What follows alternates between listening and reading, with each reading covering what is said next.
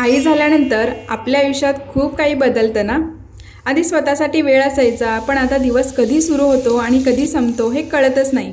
त्यात बाळाची काळजी घेताना, घर सांभाळताना आपण महिला इतक्या बिझी होतो ना की स्वतःकडे बघायला वेळच मिळत नाही. त्यात रात्री बाळ 2 ते 3 वेळा हे उठतच असतं, त्यामुळे आपली झोपसुद्धा होत नाही आणि खाण्यापिण्याकडे आपण म्हणावं तितकं लक्ष पण देत नाही. आणि कधी तर कुठेतरी बाहेर जायचं म्हटलं की मग आपण आरशात बघतो आणि मग स्वतःलाच नावं ठेवायला लागतो की किती घाणेरडी दिसते मी, माझा चेहरा किती डल झालेला आहे, ड्राय झालेला आहे किंवा ऑइली झालेला असतो आणि केससुद्धा फ्रीझी झालेले असतात.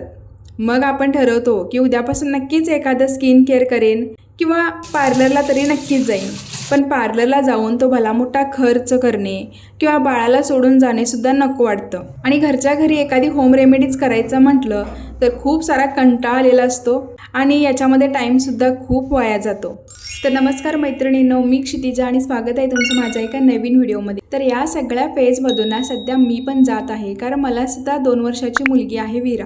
पण मी काय करते, आठवड्यातून ना स्वतःसाठी 20 ते 25 मिनिटं काढते आणि घरच्या घरी झटपट होणारा क्लीनअप करून घेते. हा क्लीनअप मी घरच्या घरी सोप्या पद्धतीनं, खूप कमी प्रोडक्टमध्ये, कमी खर्चात, कमी वेळेत आणि मेन म्हणजे माझी वीरा उठायच्या आत करून मी रिकामी होते. आणि मला माहिती आहे याची गरज तुम्हाला सुद्धा आहे. सो व्हिडिओ अगदी कंटिन्यू करा, कारण याच्यामध्ये मी हा क्लीनअप कसा करायचा स्टेप बाय स्टेप सगळं सांगणार आहे. तर मैत्रिणींनो, क्लीनअपची पहिली स्टेप म्हणजे चेहरा छान असा क्लीन करून घेणे.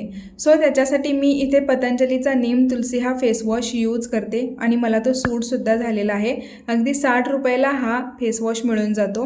मी माझा चेहरा पहिल्यांदा थोडासा ओला करून घेते आणि मग सगळीकडे हा फेसवॉश लावून घेते आणि चांगली 20 ते 30 मिनटं मसाज करते, जेणेकरून दिवसभराची धूळ, जी काही डर्ट असेल किंवा स्वयंपाक करताना थोडंसं ऑइल वगैरे आपल्या चेहऱ्यावरती उडलेलं असतं ते सगळं निघून जाण्यासाठी.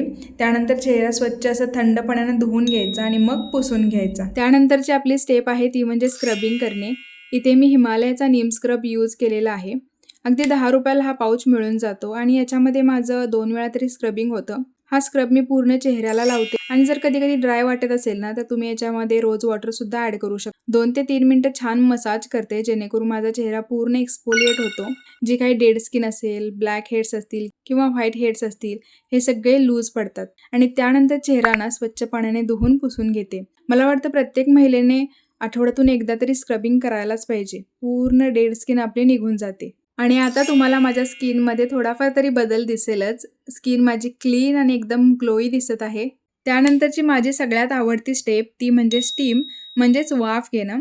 आता याच्यासाठी ना मी एक सिंपल आणि इझी ट्रिक यूज करते, ती म्हणजे एक भांडं घेते, ज्याच्यामध्ये गरम पाणी ॲड करते, एखादा रुमाल ॲड करते आणि तो पूर्ण भिजवून पिळून काढते आणि चेहऱ्यावरती असा पसरून घेते. सेम स्टेप मी 2 ते 3 वेळा फॉलो करते आणि स्टीमिंगमुळं ना इतकं रिलॅक्सिंग आणि फ्रेश फील होतं, त्यामुळे अगदी 5 ते 10 मिनटं मी ही स्टेप करत असते. तर स्टीमिंगमुळे काय होतं, पूर्ण चेहऱ्यावरील पोर ओपन होतात, त्यामुळे डीप क्लिनिंग व्हायला मदत होते. त्यानंतर आपल्याला ब्लॅक हेड्स किंवा व्हाईट हेड्स काढायचे असतात. आता माझ्या चेहऱ्यावर इतर ठिकाणी ब्लॅक हेड्स किंवा व्हाईट हेड्स नाहीत, फक्त नाकावरतीच आहेत. त्यामुळे मी ना डॉक्टर रशेलची ही नोज स्ट्रीप यूज करते, जी मला 16 रुपयाला मिळून गेलेली आहे. आणखीन एक मिळते, लांब सुईप्रमाणे असते, तर ती तुम्ही इतर चेहऱ्यावरील ब्लॅक हेड्स किंवा व्हाईट हेड्स काढण्यासाठी वापरू शकता. पण इतकंच लक्षात ठेवा की स्क्रबिंग आणि स्टीमिंग नंतरच आपल्याला हे ब्लॅक हेड्स किंवा व्हाईट हेड्स काढायचे आहेत, कारण त्या 2 स्टेप केल्यानंतरच ना ब्लॅक हेड्स किंवा व्हाईट हेड्स हे लूज पडत असतात. सो नक्की लक्षात ठेवा, स्क्रबिंग आणि स्टीमिंग नंतरच आपल्याला व्हाईट हेड्स किंवा ब्लॅक हेड्स काढायचे आहेत. तर ही स्ट्रीप मी अशी लावून घेते नाकाभोवती आणि हळूहळू ओढून काढते, जेणेकरून ते डर्ट जेवढी आहे, ब्लॅक हेड्स, व्हाईट हेड्स जे आहेत ते निघून जातात. बघू शकता इतकी सगळी ब्लॅक हेड्स आणि व्हाईट हेड्स हे निघालेले आहेत.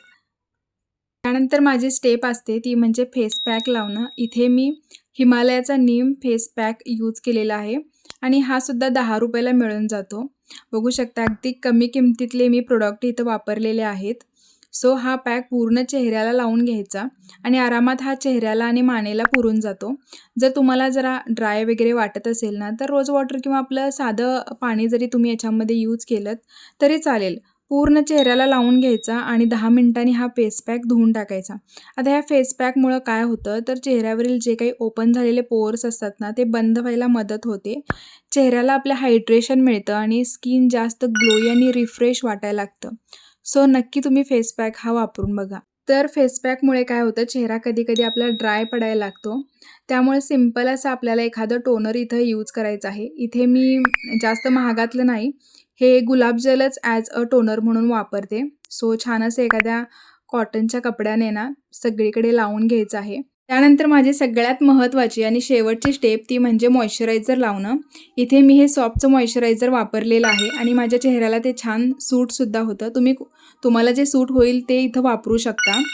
तर आपल्या जॉ लाईनला, कपाळावरती, डोळ्याखाली, नाकावरती हे मॉइश्चरायझर लावायचं आणि छान असं 2 ते 3 मिनिटे अपवर्ड साईडला मसाज करायचे आहे, जेणेकरून हे सगळं मॉइश्चरायझर आपल्या चेहऱ्यामध्ये पेनिट्रेट होईल. आणि इथं हे आपलं क्लीनअप पूर्ण झालेलं आहे. तर बघू शकता आधीच्या स्किनमध्ये आणि आताच्या स्किनमध्ये किती छान फरक पडलेला आहे. माझी स्किन छान ग्लोई, ब्राईट आणि एकदम रिफ्रेश झालेले आहे. आणि तुम्ही बघितलेलं असेल की किती कमी प्रोडक्टमध्ये, कमी खर्चामध्ये, घरच्या घरी पार्लरसारखा मी हा क्लीनअप केलेला आहे आणि ते सुद्धा माझी विरा उठायच्या आत. तर असा क्लीनअप तुम्हीसुद्धा करा. आणि तुम्ही जर लहान बाळाची आई असाल ना तर मला नक्की तुम्हाला एक सांगायचं आहे की स्वतःची काळजी घेणं म्हणजे स्वार्थ नाही, तर ती एक गरजसुद्धा आहे. तर व्हिडिओ तुम्हाला थोडा जर इन्फॉर्मेटिव्ह वाटला असेल तर व्हिडिओला लाईक, शेअर आणि सबस्क्राईब नक्की करा. भेटूया अशाच एखाद्या छानशा व्हिडिओमध्ये. तोपर्यंत बाय.